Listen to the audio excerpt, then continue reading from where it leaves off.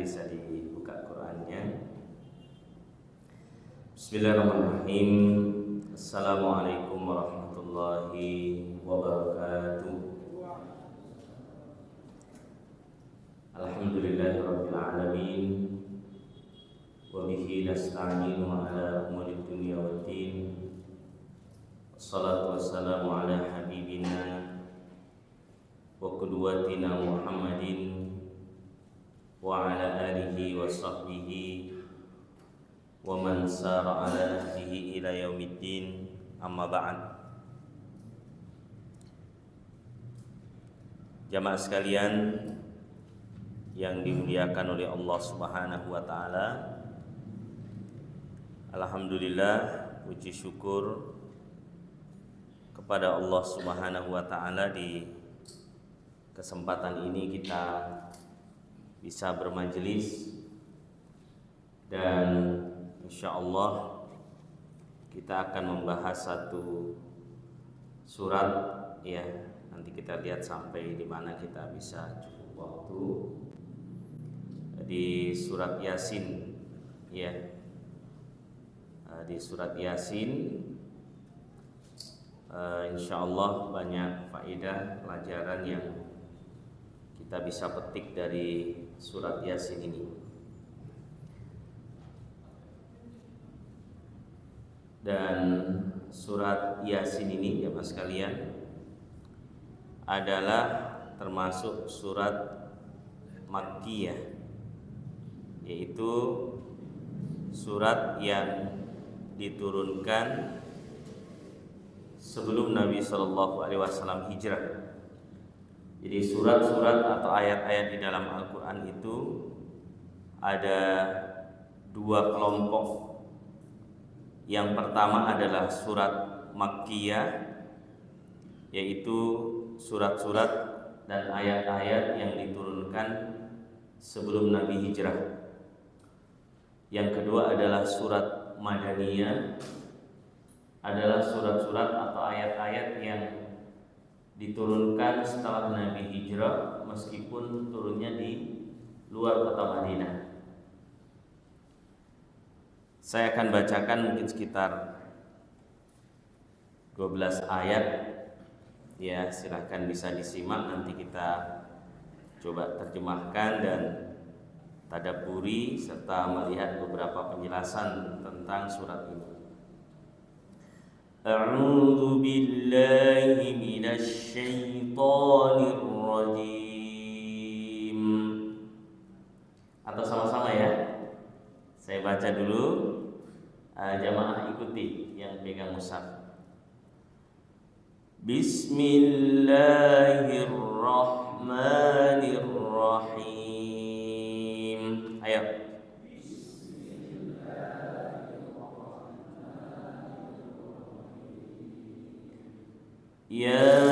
Yasin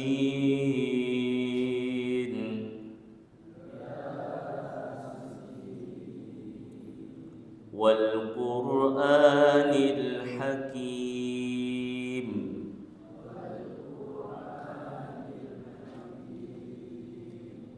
innaka laminal mursalin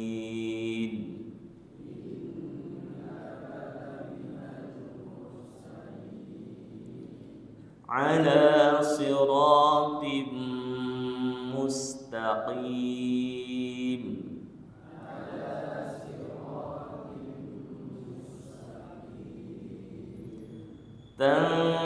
tanzilal azizir rahim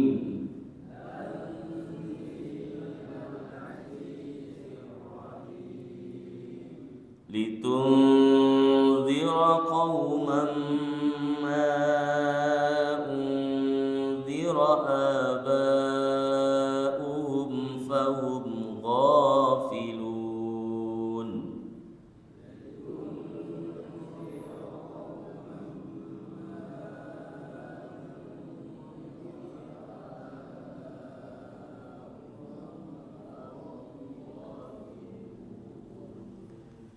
لقد حق القول على أكثرهم أكثرهم فهم لا يؤمنون.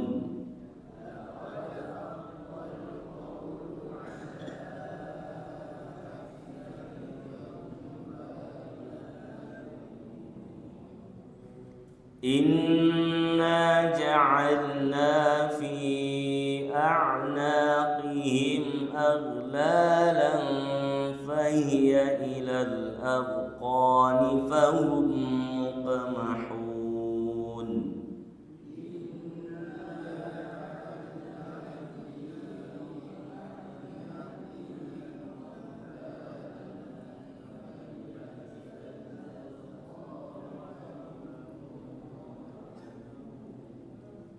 Dua ayat lagi.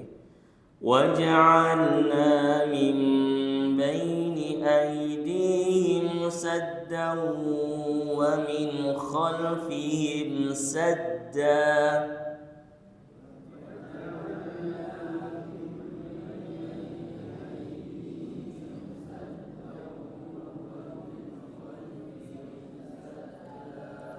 فَأَغْشَيْنَاهُمْ فَهُمْ لَا يُبْصِرُونَ.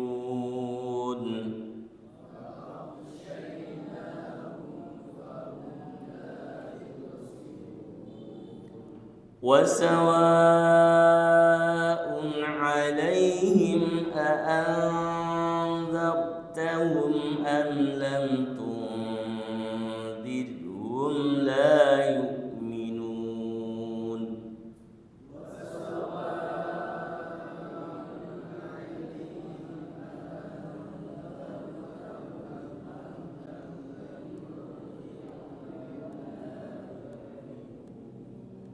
Ya. Baik,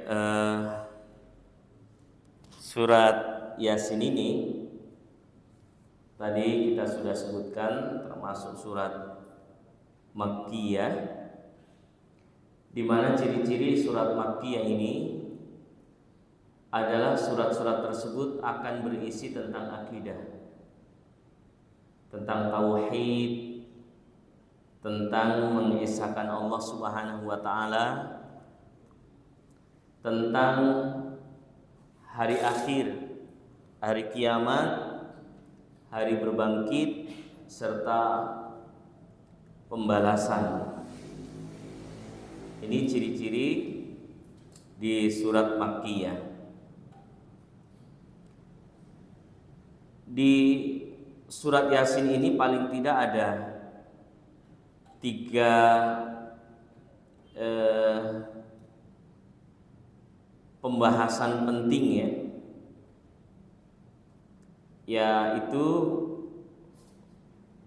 tentang iman kepada hari akhir, kemudian tentang kisah atau kisah satu penduduk, kisah ahli qaryah, ya, ada yang beriman, ada yang tidak, kemudian dalil-dalil tentang keesaan Allah Subhanahu wa taala. Ini 3 poin besar yang ingin Allah Subhanahu wa taala tegaskan di surat Yasin ini. Jamaah yang dimuliakan oleh Allah Subhanahu wa taala, memang keimanan dengan hari akhir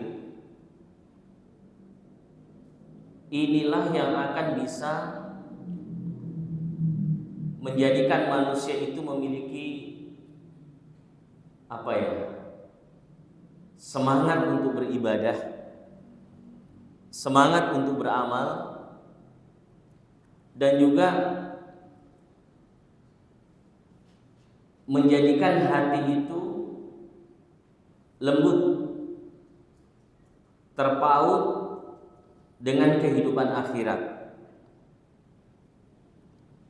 Kita bisa rasakan, jamaah sekalian yang dimuliakan oleh Allah, semakin kita bisa mendalami perkara-perkara akhirat, memasukkan itu ke dalam hati kita yang paling dalam, maka semakin terasa hati ini menjadi tunduk, lembut, mudah ibadah, dan orientasi kehidupan kita adalah kehidupan akhirat. Meskipun kelihatannya urusan duniawi kita urus, berdagang, berkebun, bertani, atau berkantor, kelihatannya urusan duniawi, tetapi di balik itu adalah urusan akhirat. Niatlah yang mengantarkan itu, dan ini tentu selalu kaitannya dengan al-iman bil yaumil akhir, iman dengan hari akhir. Makanya banyak dalam ayat, begitu juga dalam hadis, Allah Subhanahu wa taala menggandengkan itu, iman kepada Allah dan iman kepada hari akhir. Allah Subhanahu wa taala berfirman memulai surat ini dengan dua huruf, ya dan sin. Yasin.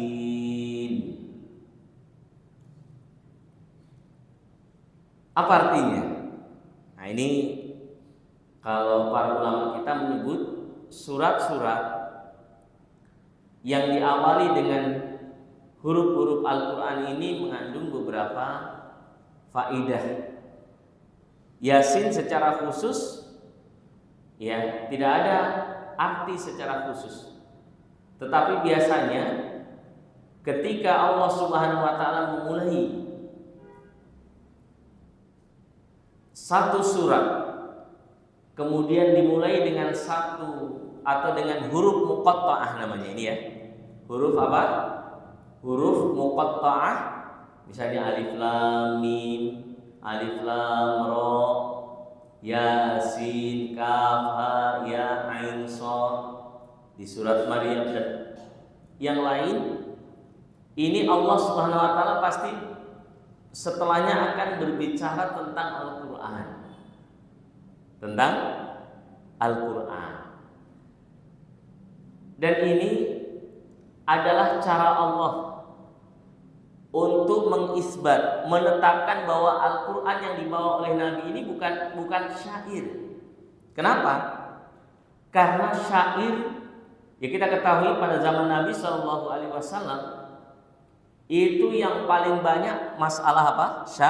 Syair. Bahkan ada pasar sendiri.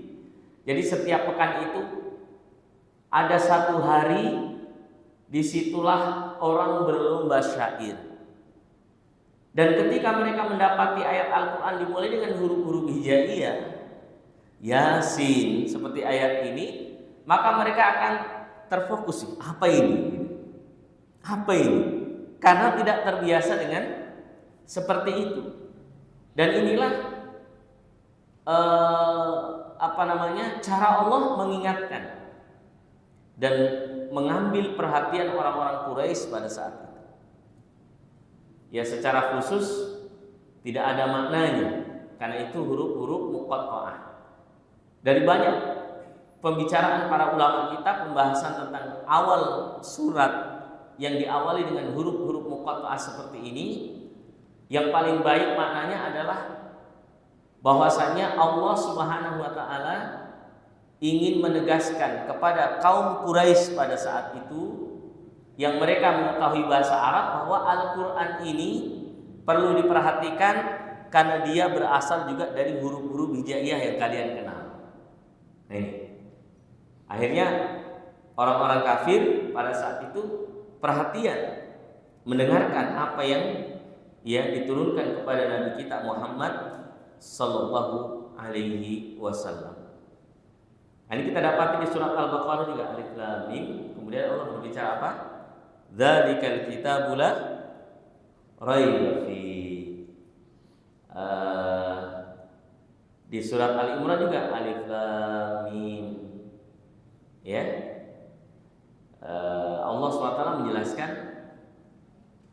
tentang Al-Quran lagi. Maka di sini wal Qur'anil Hakim. Jadi Allah Subhanahu wa taala bersumpah.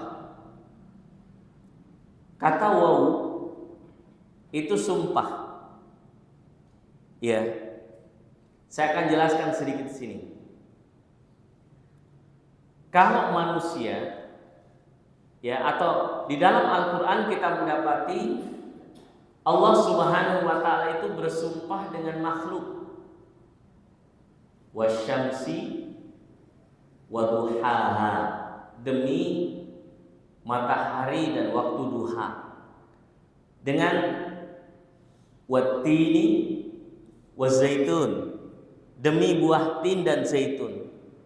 Kalau Allah Subhanahu wa taala yang bersumpah dengan makhluknya, maka ini menunjukkan bahwa makhluk tersebut atau sesuatu tersebut itu memiliki keutamaan. Contoh ketika Allah bersumpah dengan waktu duha, wad-duha wal-laili idza saja, ma wadda'aka rabbuka wa ma qala, walal akhiratu khairul laka minal ula. Demi waktu duha. Kenapa disebutkan secara khusus waktu duha? Karena waktu duha banyak orang yang lalai. Makanya ketika orang lalai, kemudian orang beribadah di waktu yang orang lalai, pahalanya besar. Kenapa sholat malam pahalanya besar? Karena kebanyakan orang tidur. Kenapa sholat duha pahalanya besar? Karena kebanyakan orang lupa pada waktu duha itu. Maka di sini Allah bersumpah dengan kalamullah, Al-Qur'an. Al-Quran ini artinya Alkitab, yaitu Al-Quran yang Allah turunkan kepada Nabi Muhammad. Kalamullah, firman Allah, perkataan Allah, kalamullah. Allah bersumpah dengan huruf waw di situ. Wal Qur'anil Hakim, demi Al-Quran yang hakim. Hakim ini apa ya? Banyak hikmah di dalamnya.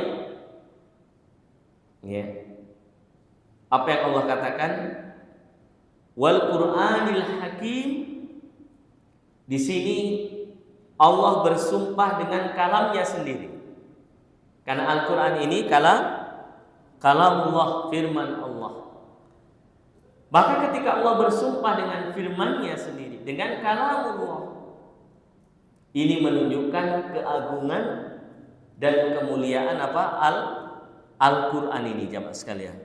Jadi Al-Quran ini adalah kalamullah, perkataan Allah yang diturunkan atau firman Allah yang diturunkan melalui malaikat Jibril kepada Nabi Muhammad SAW selama 23 tahun. Membacanya berpahala, apalagi menghafalnya. Jadi membacanya berpahala. La aqulu alif lam mim harfun.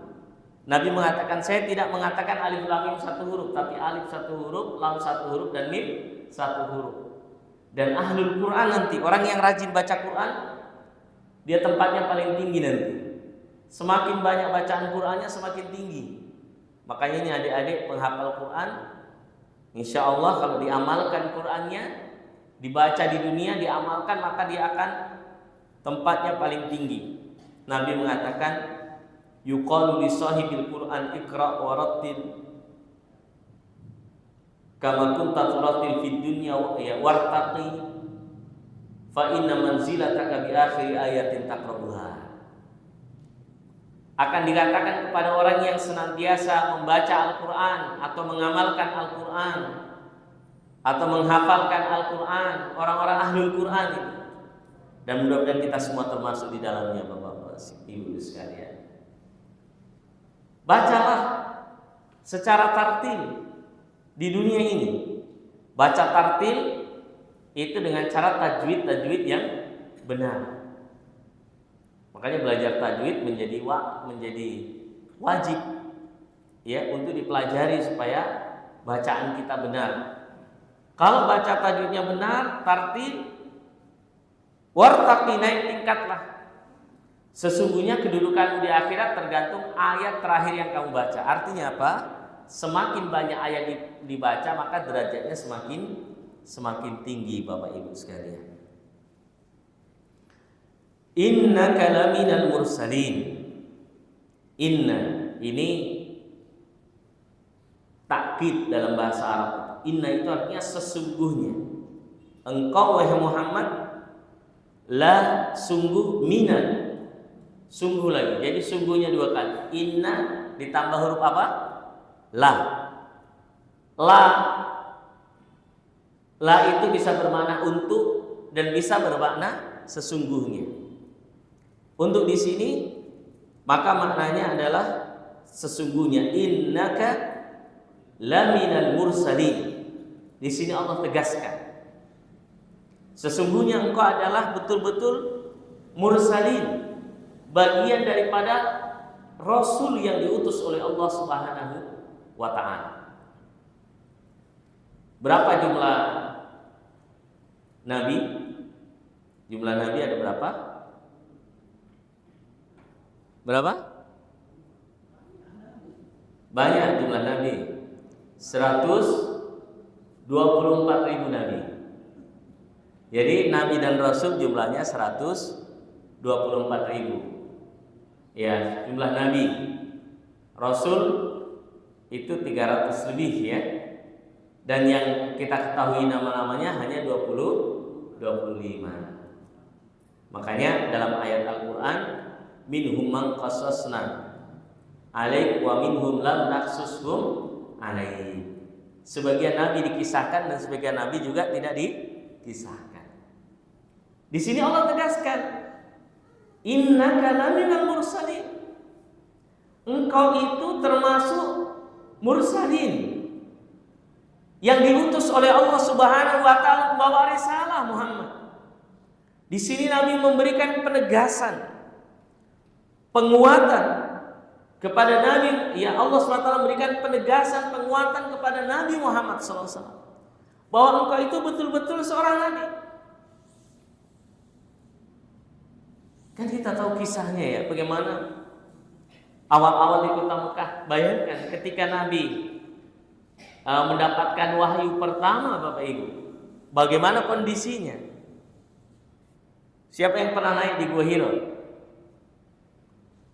Itu kalau jalan kaki sekarangnya 2 jam, 2 jam setengah. Kalau PP 3 jam sampai 3 jam lebih. Ya, saya sudah pernah naik ke atas. Tidak ada keutamaan khusus naik di Gua Hiro, cuma kita ingin lihat saja bagaimana Nabi dahulu. Jadi ya jalan kaki 1 jam lebih lah naik, turun juga 1 jam lebih.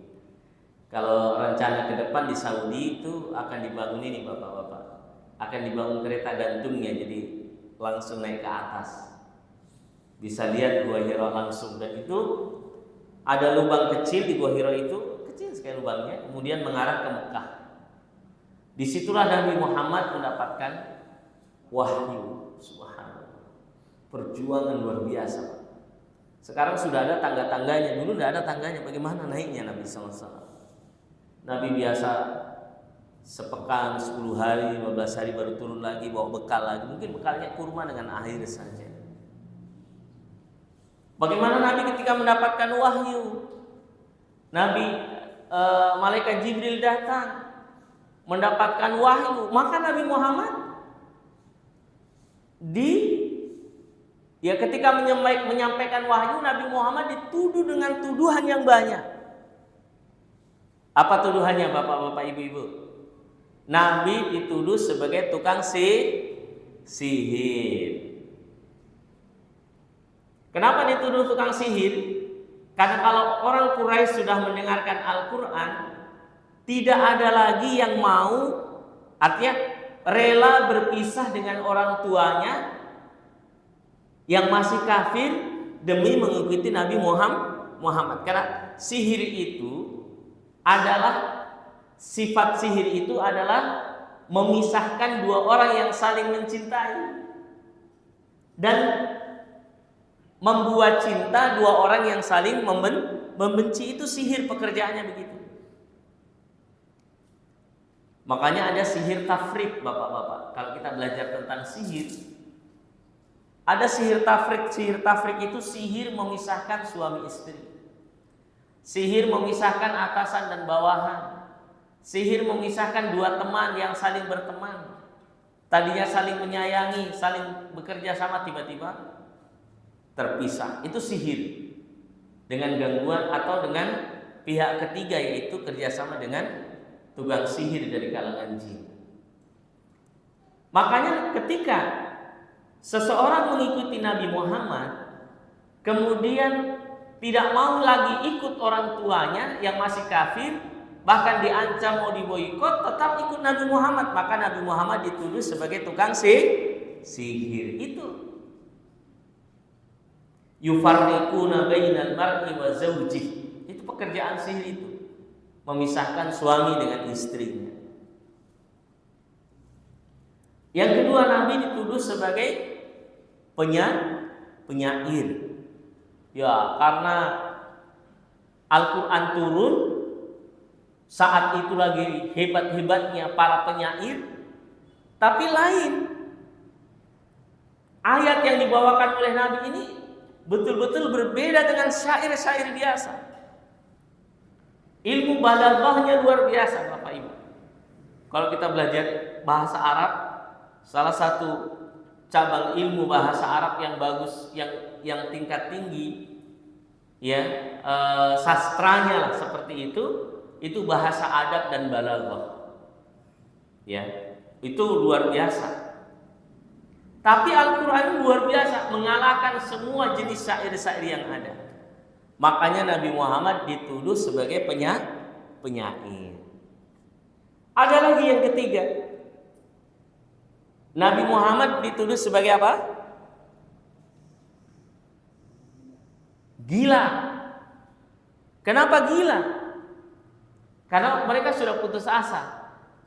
Dibilang tukang sihir tidak mempan, dibilang penyair tidak mempan. Sudah deh, kita sematkan saja sifat gila ini kepada Muhammad, kata orang kafir.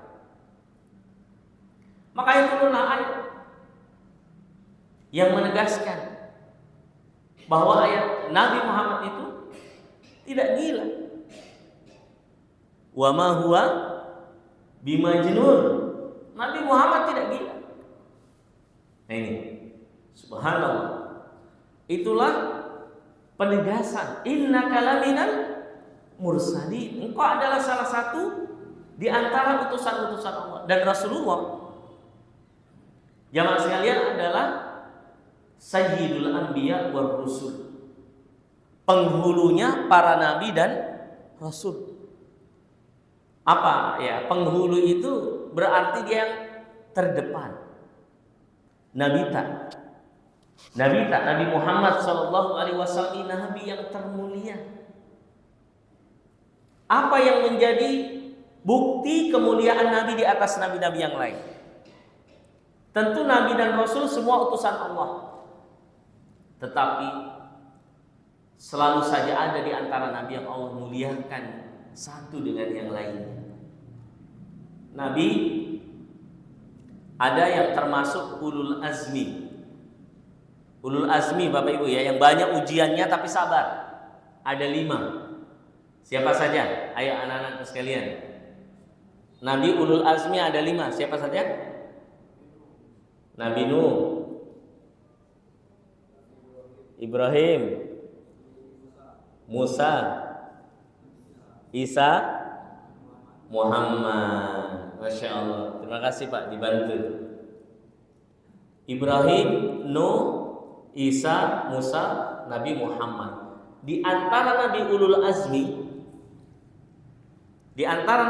azmi, yang paling mulia adalah Nabi Muhammad sallallahu alaihi wasallam. Apa contoh kemuliaannya? Kita sebutkan sedikit.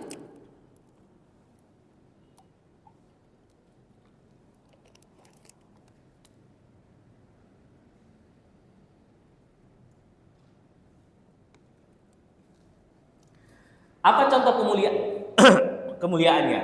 Yang pertama, Nabi itu nanti yang akan memberi syafaat kepada seluruh manusia agar hisab dipercepat. Pernah dengar ya? Jadi disebutkan dalam hadis, ketika manusia sudah berada di padang mahsyar, matahari tinggal 1 jengkal, keringat manusia bercucuran, ada yang sampai betisnya, meskipun mereka di satu tempat yang sama, namun itulah kekuasaan Allah. Begitu panasnya, begitu teriknya hari itu, ada yang keringatnya sampai lututnya, ada yang keringatnya sampai pinggangnya, bahkan ada yang tenggelam dengan keringatnya. Apa yang ditunggu hari itu? Yang ditunggu adalah hisab. Hisab. Kira-kira jamaah sekalian, hari itu adakah orang yang berani mengangkat kepalanya? Tidak ada yang berani. Semuanya tunduk, takut. Karena mereka semua telah dimatikan. Kemudian Allah hidupkan kembali. Kan kita ingat ya, nanti kiamat itu ketika semua manusia mati, malaikat pencabut nyawa, malaikat maut datang kepada Allah, ya Allah, semua manusia sudah mati, sebagian malaikat juga sudah mati, siapa yang tinggal? Jibril, Mikail.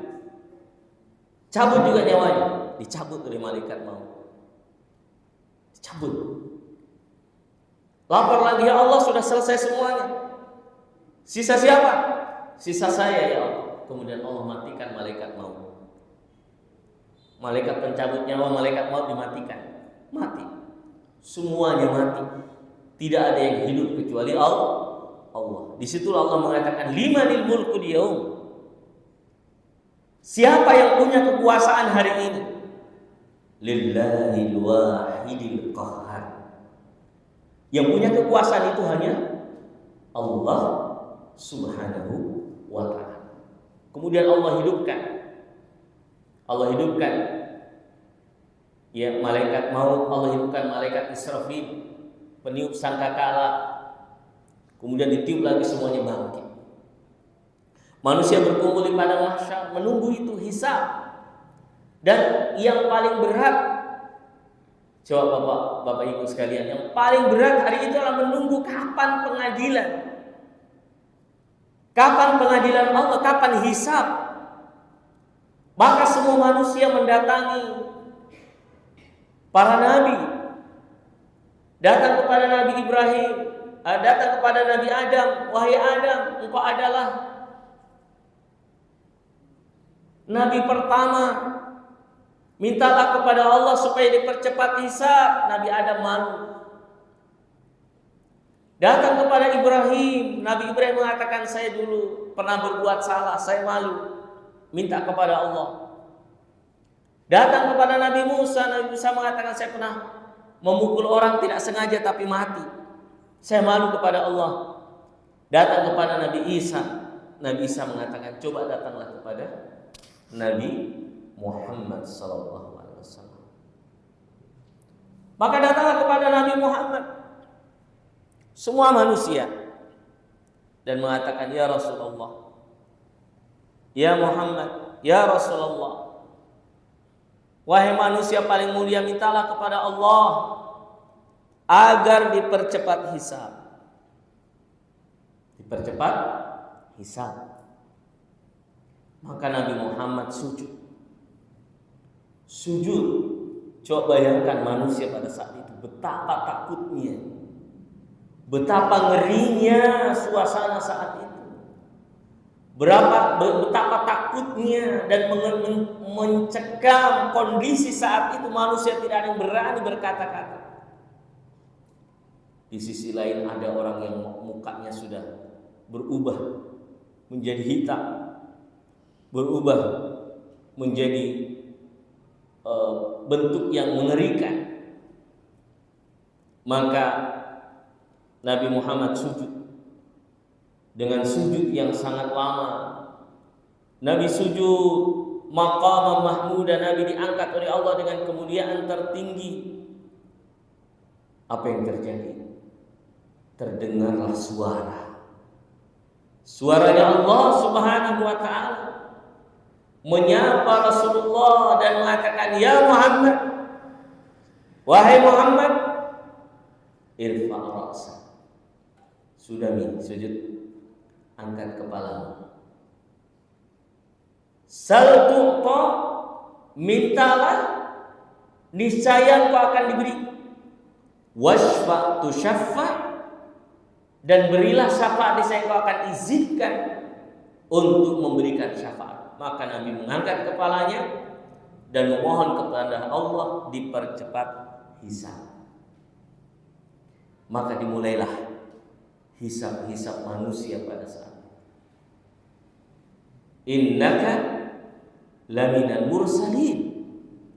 Engkau adalah nabi dan rasul Allah.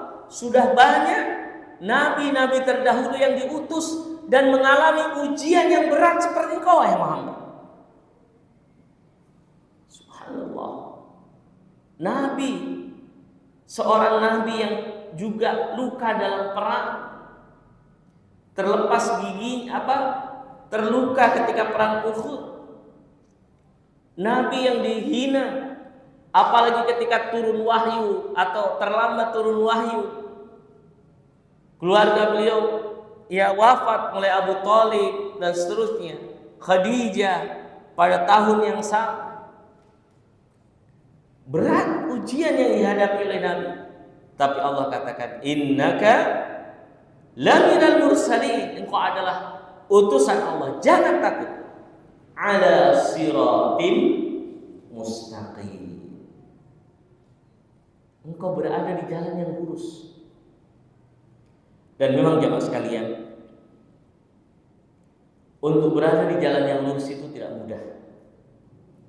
Tidak mudah. Kenapa kita disuruh berdoa berapa kali? Minimal 17 kali ya baca Al-Fatihah kan? Apa doa kita? Ihdinas siratal mustaqim. Ya Allah, tunjukilah kami jalan yang lurus. 17 kali minimal.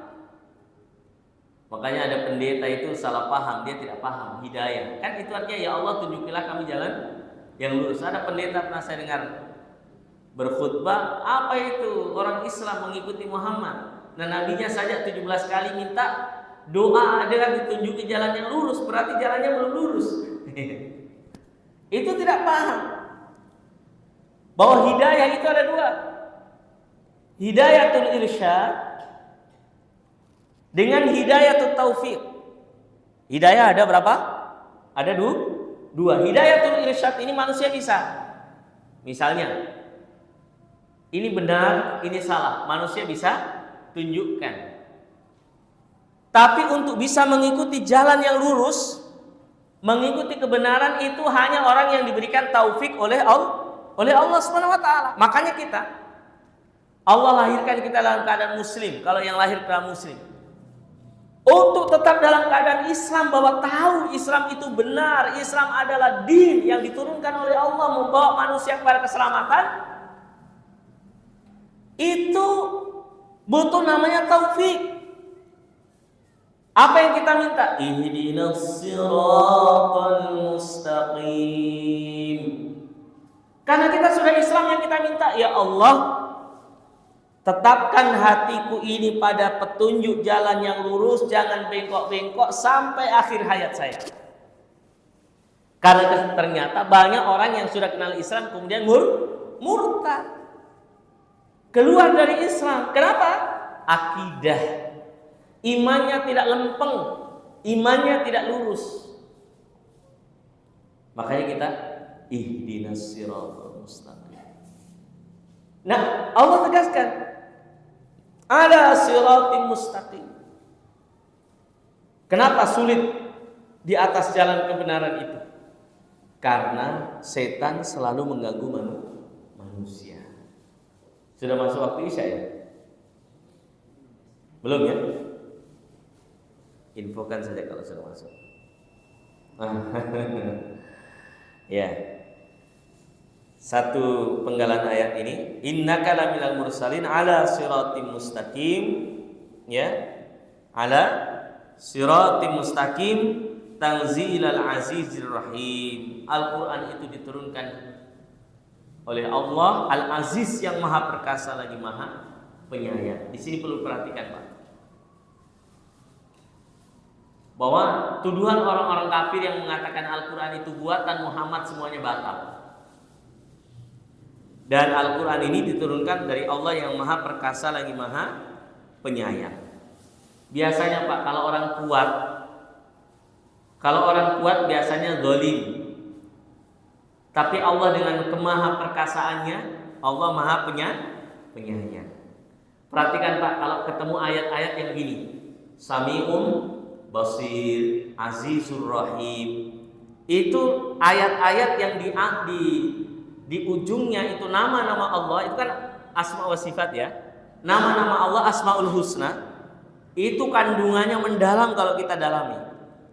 Misalnya Sami'ul Basir, Allah Maha mendengar lagi Maha melihat. Kita manusia terbatas.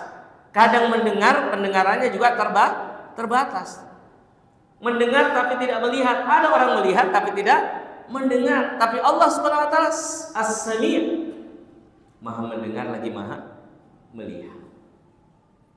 Ya, surat Yasin ini sangat menarik kalau kita kaji, ya. Saya sendiri baca berulang-ulang tafsir, kemudian penjelasan tadabbur tentang surat Yasin ini luar biasa. Kandungan-kandungan di dalamnya itu memang banyak berbicara tentang akhirat sampai di akhir ayat, ya, sampai di akhir dan di ujung ayat. Ini yang bisa kita sampaikan. Mudah-mudahan bermanfaat. Mudah-mudahan ada waktu di lain kesempatan, insyaallah kita bisa lanjutkan. Barakallahu fikum. Assalamualaikum warahmatullahi wabarakatuh.